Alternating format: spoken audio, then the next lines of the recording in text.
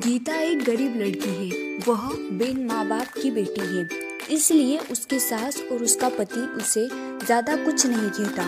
गीता के घर में गीता की ही चलती थी। वो जो कहती थी उसकी सास और उसका पति बिना कुछ कहे मान लेता था, क्योंकि वह एक बिन माँ बाप की बेटी थी और उसने शादी से पहले बहुत दुख दर्द सहा था। गीता घर का कोई काम नहीं करती थी। उसके घर का सारा काम उसका पति और उसकी सास करती थी और कुछ काम उसकी बेटी भी करती थी। गीता तो रोज अपना पर्स लेकर बाहर घूमने चली जाती थी। गीता को कोई कहता भी नहीं था कि वह इस तरह रोज बाहर न जाए या घर का काम करे। घर का काम उसका पति और उसकी सास कर लेती थी। लेकिन एक दिन उसके पति को उसकी सास ने कहा कि बेटा, गीता को ना रोको टोको तो उसको समझाओ कि इस तरह रोज बाहर जाना सही नहीं होगा।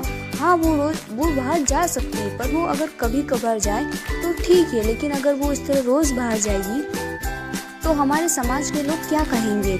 ये सब सुन के गीता का पति बहुत परेशान रहने लगा।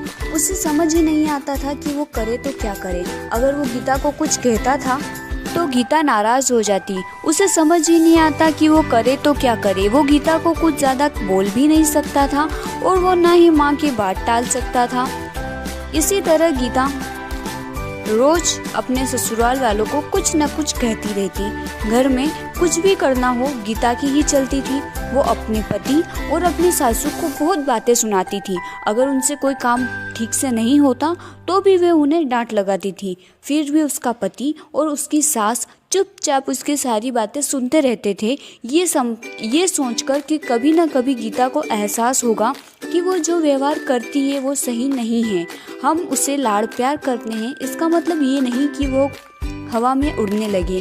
पर ये बात कभी उसके ससुर ने और उसके पति ने उसके मुंह पर नहीं कही। उन्हें सिर्फ इसी बात का विश्वास था कि कभी न कभी उसे इस चीज का एहसास होगा। एक दिन ऐसे ही गीता अपनी सहेली रश्मि से मिलने जाती है। वो दोनों काफी दिनों के बाद मिलती है। रश्मि उसको सारी बातें बताती है कि कैसे उसकी सासू उस पर अत्याचार करती है और उसका पति भी उसकी सास की मदद करता है, उसे कुछ नहीं कहता।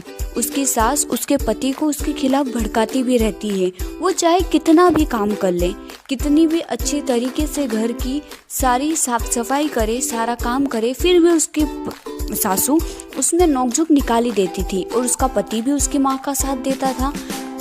जब ये बात रश्मि ने गीता को बताई तो गीता को एहसास हुआ कि वो तो अपने पति और अपने सासू के साथ इतना बुरा व्यवहार करती है, घर का कोई काम नहीं करती, फिर भी उसकी सासू और उसका पति उसे कुछ नहीं कहता। वो उन्हें बार बार छोटी छोटी चीज़ों के लिए हजारों बातें सुनाती है, फिर भी उसके सासू ने उसे कभी नहीं डांटा। ये सुनकर गीता को अपनी गलती का एहसास होता है और वह घर जाकर अपनी सासू के सामने रोने लगती है। उन्हें सब बात बताती है कि उसे उसकी गलती का एहसास हो गया है कि उसने कितना गलत किया। तब उसकी सास उसे कहती है कि बेटा रो मत, हमें विश्वास था कि तुम्हें एक न एक दिन अपनी गलती का एहसास होगा और तुमने गलती चाहे कैसी भी की हो, लेकिन तुम्हें अपनी गलती का एहसास हो गया, बस यही बड़ी बात है। अब हम सब साथ मिलकर हंसी खुशी रहेंगे।